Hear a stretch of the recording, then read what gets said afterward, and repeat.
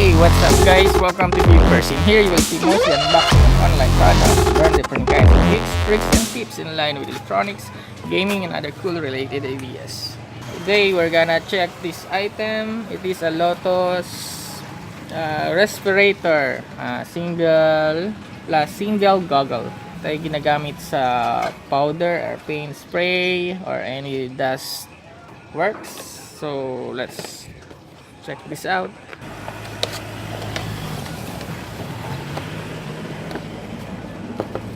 So, ito guys, akala ko magkadikit yung dalawang item, magkahiwalay pala. And then, ito siya, it's like other goggle there na pwede matanggal-tanggal. Hindi ko lang alam kung durable ito. Anyway, Lotus naman, branded.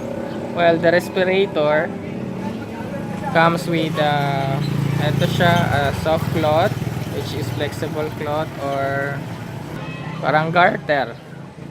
And then yung ito, akala ko plastic. It is made up of rubber. And then the respirator, ito siya. Dito kahinga. Try natin guys.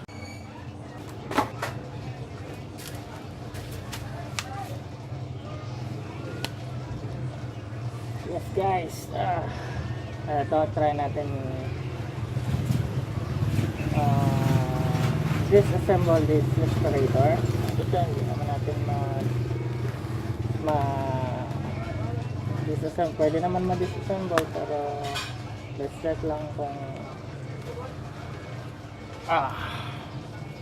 let's check muna natin kung some functionalities of the parts of this goggle. There. Sa goggle may apat na ganito. There. Ito siya is rotatable.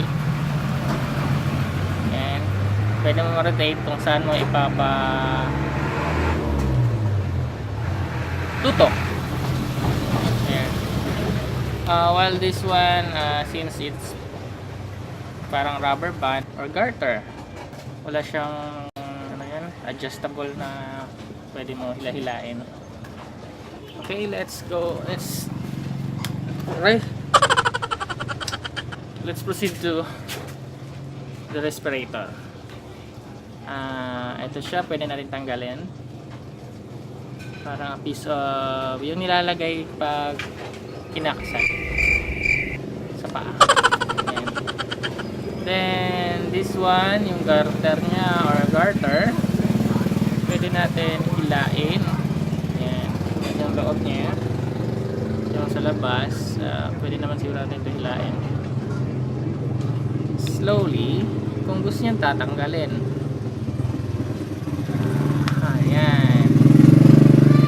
Tanggal siya. And then, meron siyang ganito na pwede nyong adjust. Okay. Tanggalin natin sa other side. Slowly, there. Baka maputol or putol or mabali ito. Ayan.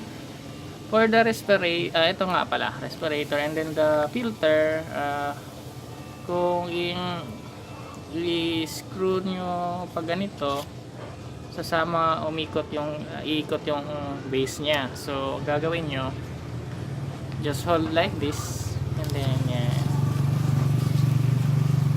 tanggal na. And the filter is here. Yung filter pala parang anyway,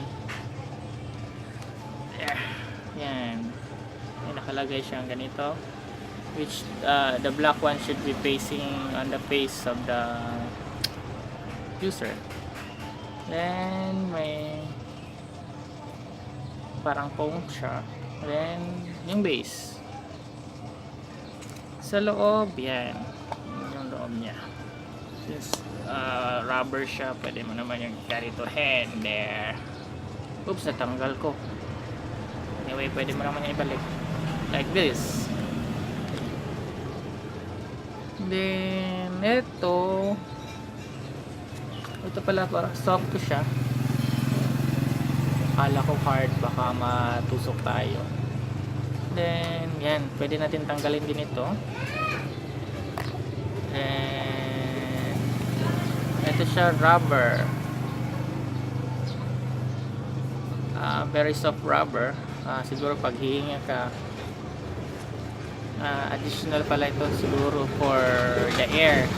Halimbawa naman bubuga ka ng hangin, ito siya o-open like this.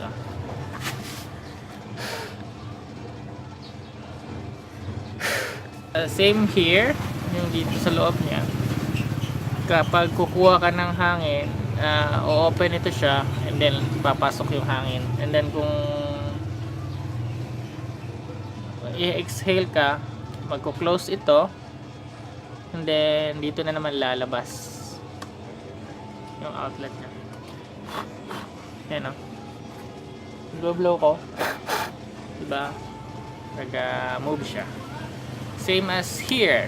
Then yung dito, kung tatanggalin nyo, yan, hilahin natin. Oops, there, yan, kita nyo naman. Oops, matatanggal na. So ganyan lang, very soft rubber na medyo okay naman, durable. Balik lang natin. So that's all for now, guys. Thank you for watching. Don't forget to subscribe to my channel.